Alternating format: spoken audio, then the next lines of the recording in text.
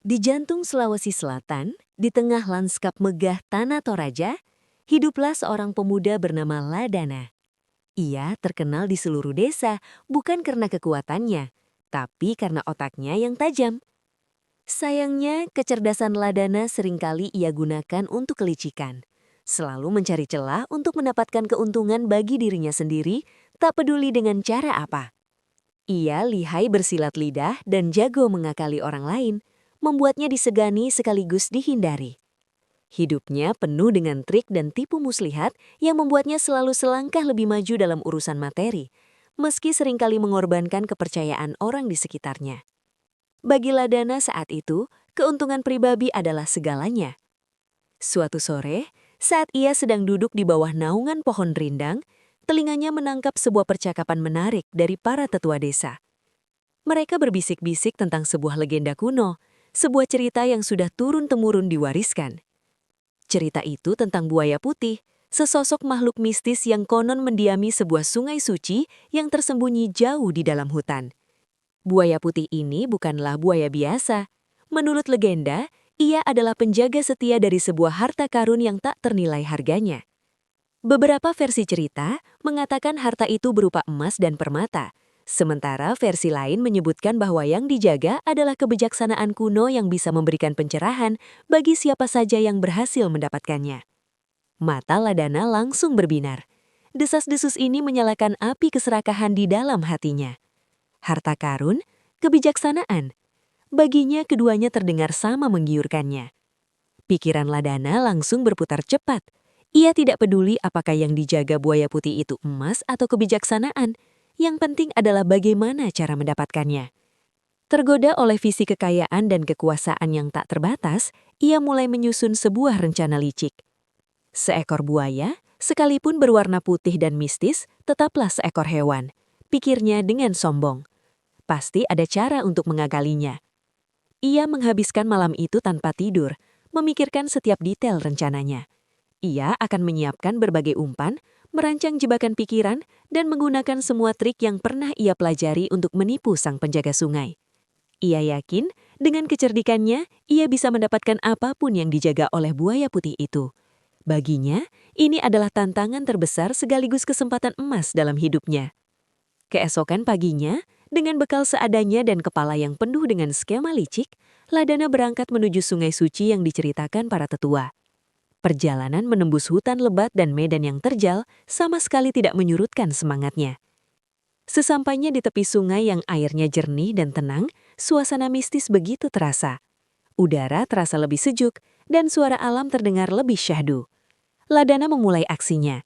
Pertama, ia mencoba memancing dengan daging segar, berharap sang buaya akan terpancing oleh nafsu makannya. Namun, tak ada riak sedikit pun di permukaan air. Kemudian ia mencoba membuat suara-suara aneh, meniru panggilan hewan lain, berharap bisa memancing rasa penasaran sang buaya. Lagi-lagi usahanya sia-sia. Sungai itu tetap tenang, seolah mentertawakan usahanya yang dangkal. Setelah berjam-jam mencoba berbagai tipuan tanpa hasil, Ladana mulai putus asa. Saat itulah, dari tengah sungai, permukaan air perlahan beriak. Sesosok makhluk besar dan megah muncul dengan anggun. Kulitnya putih bersih laksana pualam, dan matanya memancarkan cahaya kebijaksanaan yang telah menyaksikan pergantian zaman. Itulah dia, buaya putih sang penjaga legenda. Namun ia tidak terlihat buas atau marah. Ia menatap Ladana dengan tatapan yang tenang dan tajam, seolah bisa melihat langsung ke dalam jiwa pemuda itu. Buaya putih itu berkata dengan suara yang dalam dan berwibawa, bergema di seluruh penjuru hutan. Aku tahu maksud kedatanganmu, wahai anak manusia.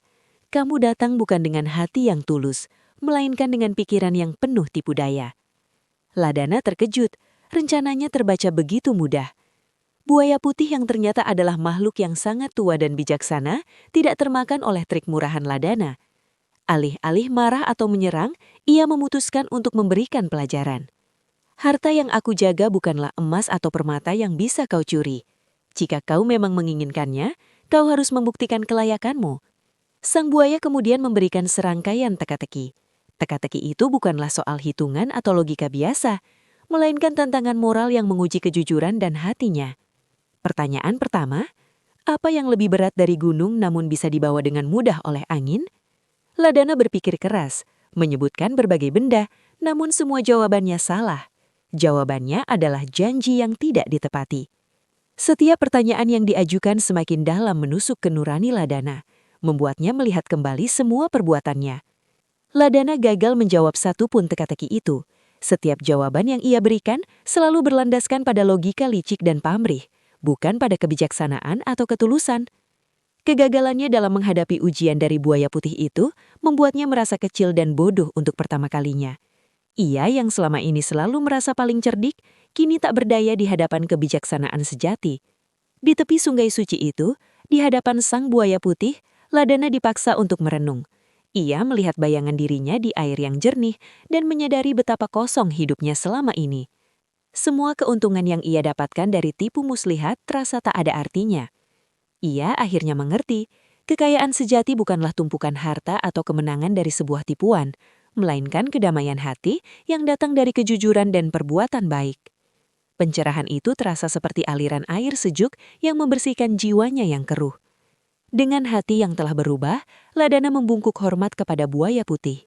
Ia berterima kasih bukan karena harta, tapi karena pelajaran yang jauh lebih berharga. Ia kemudian berjalan pulang, meninggalkan keserakahan dan kelicikannya di tepi sungai itu. Ketika ia kembali ke desanya, orang-orang melihat perubahan besar dalam dirinya. Ladana yang mereka kenal telah tiada. Kini, ia menggunakan kecerdasannya bukan untuk menipu, tapi untuk membantu sesama. Ia membantu memecahkan masalah irigasi, memberikan nasihat perdagangan yang adil, dan menjadi pendengar dalam perselisihan. Ia menemukan kebahagiaan sejati dalam memberi dan melayani komunitasnya. Kisah pertemuannya dengan buaya putih menjadi pelajaran berharga yang ia bagikan kepada generasi muda, bahwa kebijaksanaan dan kejujuran adalah harta karun terbesar yang bisa dimiliki seorang manusia. Ladana, dari seorang penipu licik, telah berubah menjadi pahlawan bagi desanya. Demikianlah kisah Ladana dan buaya putih dari Tanah Toraja, sebuah cerita tentang transformasi dari keserakahan menjadi kebijaksanaan.